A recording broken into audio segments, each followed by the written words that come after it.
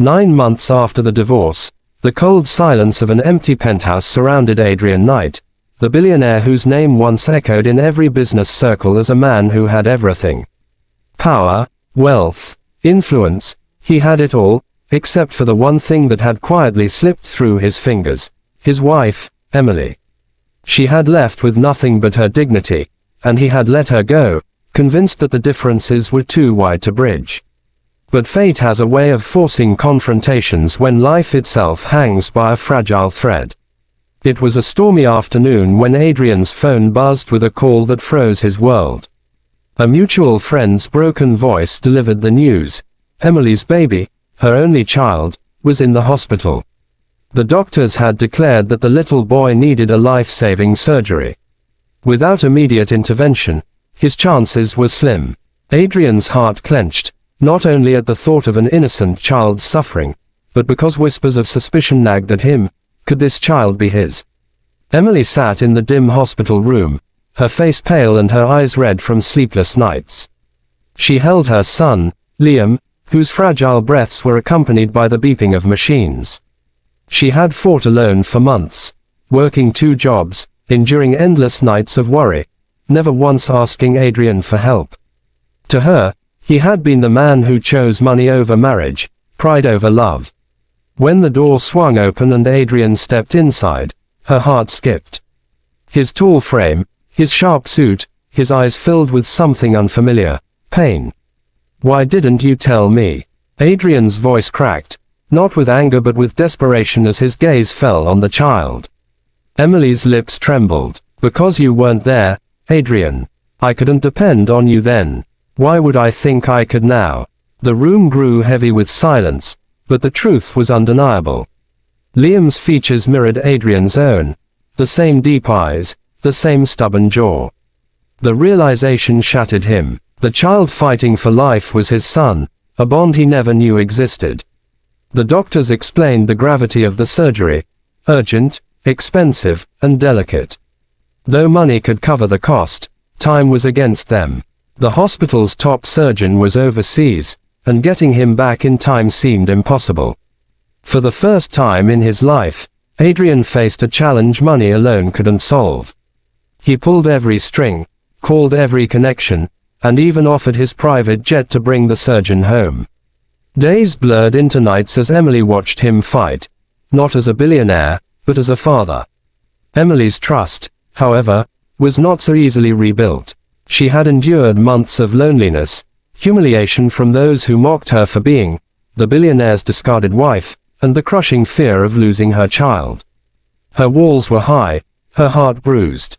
But as she saw Adrian at the bedside, reading stories to Liam, holding his tiny hand, and breaking down in quiet moments when he thought she wasn't watching, something inside her began to soften. The surgery day arrived. The hallways were cold, the air tense.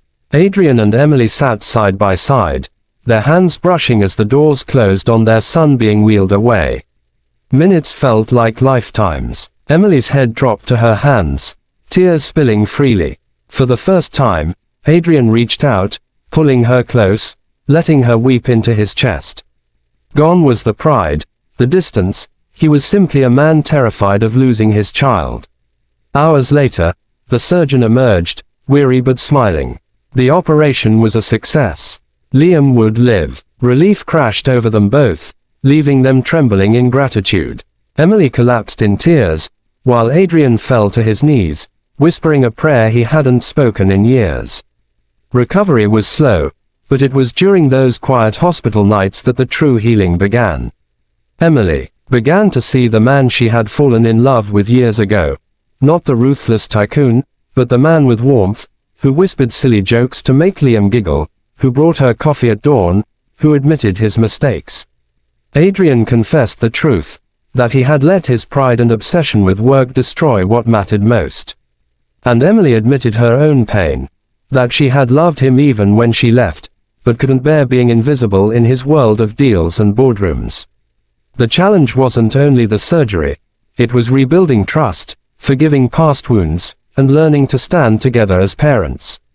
They faced whispers from society, doubts from within, and the painful memories of their failed marriage. Yet, for Liam's sake, they tried. And slowly, through late-night conversations, shared laughter, and the undeniable bond of watching their son heal, they rediscovered each other. 9 months after the divorce, life had dragged them through heartbreak, loneliness, and fear.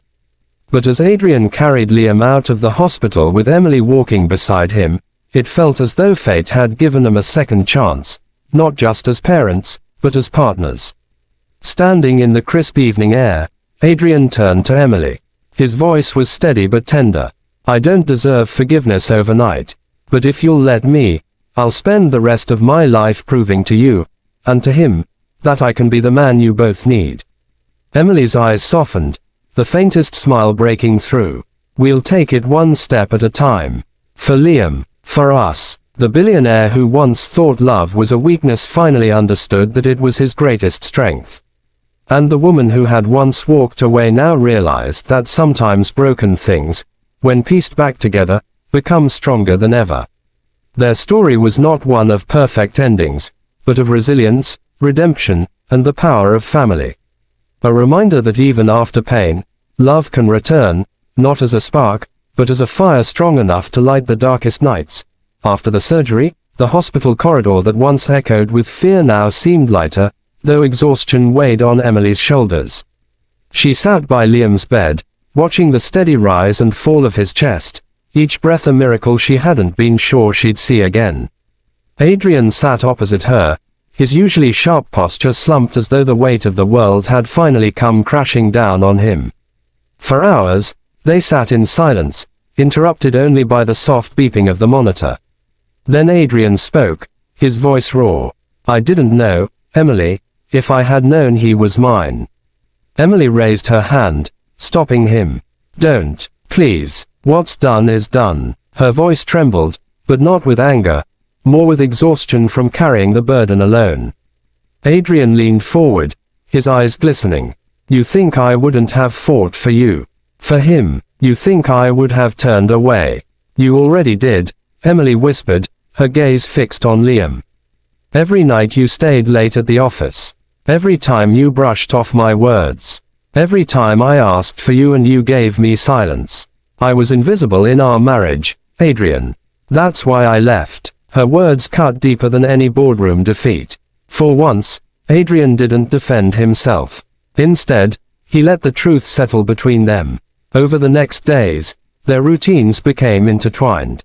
Adrian brought fresh flowers to Liam's bedside every morning, something Emily hadn't expected.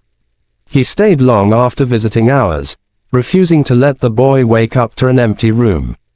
And slowly, Emily saw changes, not grand gestures of wealth, but small, human ones. He fed Liam soup with his own hands. He read children's books aloud, fumbling over silly voices that made Liam giggle. He even dozed in the hard hospital chair, his hand still clutching his son's. It was in those quiet nights that Emily began to see glimpses of the man she once loved, the man buried beneath layers of ambition and pride. She found herself laughing at moments she hadn't thought possible, like when Adrian spilled juice all over his expensive suit while trying to make Liam smile. But forgiveness did not come easily. One evening, as Liam slept peacefully, Emily finally confronted him. "Why now, Adrian? Why only when things are falling apart do you show up?" Adrian exhaled, his jaw tightening. "Because I was a fool. I thought providing meant board meetings and deals. I thought success would make you proud. I never saw how much I was losing until it was gone. And then I convinced myself you were better off without me." Emily's eyes softened but remained guarded. "You can't fix everything with money or apologies. Trust isn't a business deal. It takes time." "I know," Adrian said quietly, "and I'll wait as long as it takes. But I'm not walking away again. Not from him, not from you." When Liam was finally discharged weeks later, the three of them stepped out of the hospital together. The world felt different, gentler, brighter. Adrian carried Liam in his arms, the boy's small hands clutching his father's shirt, while Emily walked beside them. For the first time in months, she didn't feel entirely alone. The challenges, however, did not end at the hospital doors. Society was quick to whisper. Headlines splashed across tabloids. Billionaire reunites with ex-wife after child's surgery, and, was the divorce a mistake? Business associates questioned Adrian's sudden absence from meetings. Emily's friends warned her against trusting him again. The weight of the world pressed in. At home, there were moments of tension too. Adrian, used to control, had to learn patience.